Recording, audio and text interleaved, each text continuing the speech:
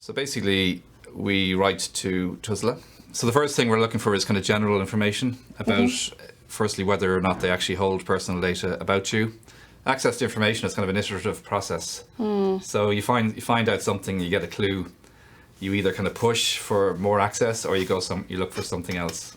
So there's it's kind of a detective game. I know people who are adopted and who have tried to look for their birth mother and they haven't been able to, just because the authorities have said, look, this person doesn't want to be found.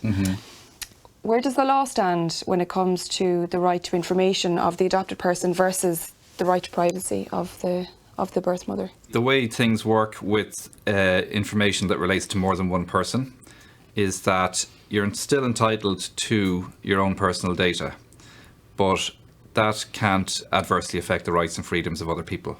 Those competing rights have to be balanced up, but then the question is, how in practice do you implement that where there's a range of different desires amongst people? So for example, some natural parents may not want to be found by their adopted child.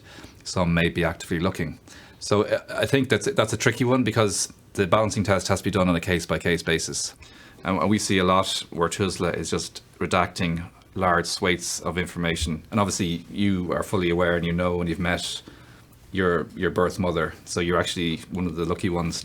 But for hundreds, maybe thousands of people, they're still searching and they're meeting complete, brick walls when it comes to accessing that information.